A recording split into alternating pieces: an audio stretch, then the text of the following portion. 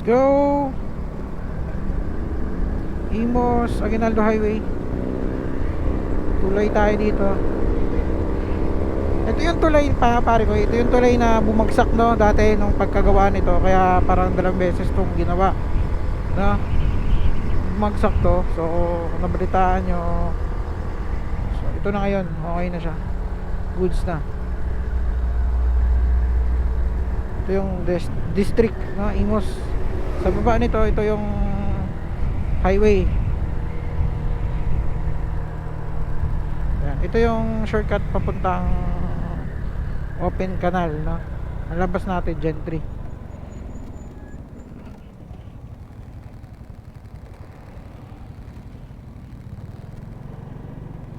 General Trias yung labas. So marami na nakakaalam na shortcut ito no? Dati dito kami dumadaan, hindi pa to ganito kaganda kasi sobrang liblib pa to dito dati. Ngayon medyo okay na kasi marami na talagang dumadaan.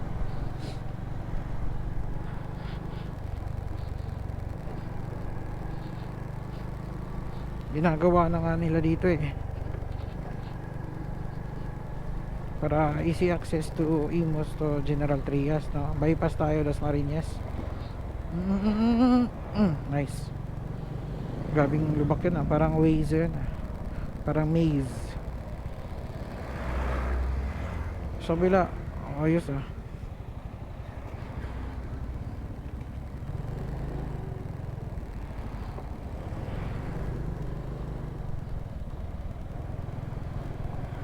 dito kayo dumaan pag pag galing kayong Las Piñas no?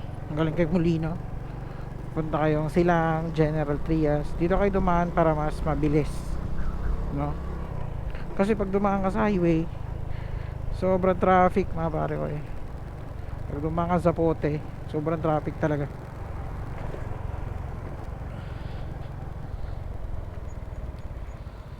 Lalo na pag na to no? Fully construct na talaga to. Alikabok. Fully construct na talaga to. Hindi mabilis na lang talaga kasi wala na mga ganito diretso tuloy-tuloy na lang.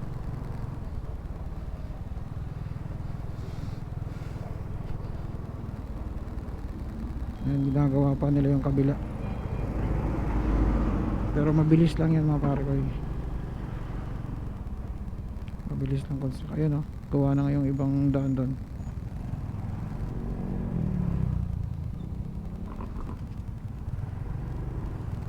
Ito yung RS.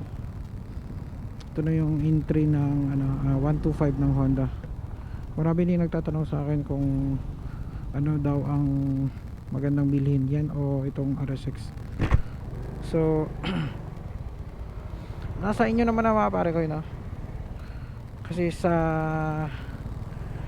pag sa brand naman pares naman yung Honda no? Ibig sabihin pares matibay no? At saka sa CC naman lamang lang siya ng konti kasi 125 nga siya.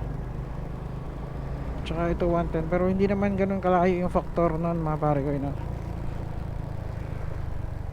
hindi naman ganun kalayo 125 or 110. Tapos sa styles naman, sa style niya pasubsob yung no? Kasi kagaya nga siya ng Raider 150 ng Suzuki. So inspired siya doon no? Kung kayo gusto niyo ng Raider 150 tapos hindi ganoon kamahal, pwede na yung RS. Pwede na yun no? Ito yung tulay ng para kay Malagasang. Kakagawa lang nito kaya puro semento pa talaga, wala pang pintura, wala pang road markings.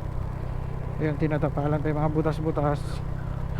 Pero easy na tayo, easy access na tayo dito no? Hindi katulad dati na sa baba tayo maghihintay ng traffic doon kasi crossing yan doon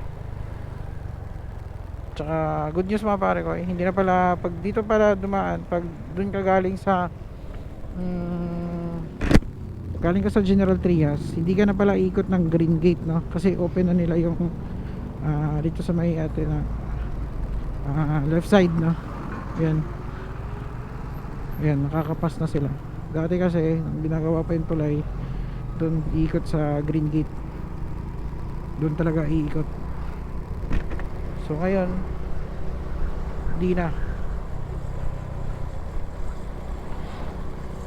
Ayan, open na. Naalala ko dati pag galing akong Silang tapos uwi ako kinaumagahan kasi may pasok pa ako,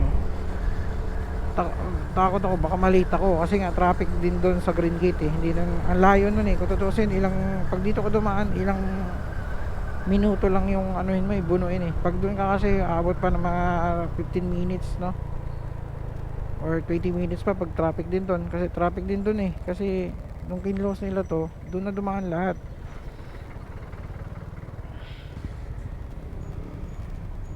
Hindi ko alam kung open pa rin yung green gate, no, na simula nung nag-open na to, kasi private yun eh.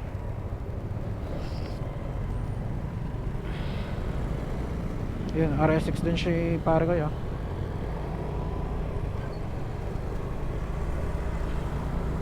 May bagong McDo dito.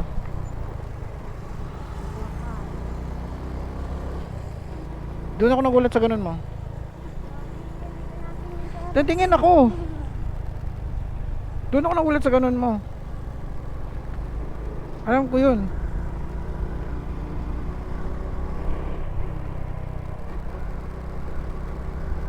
Doon ako nagulat sa ganun mo.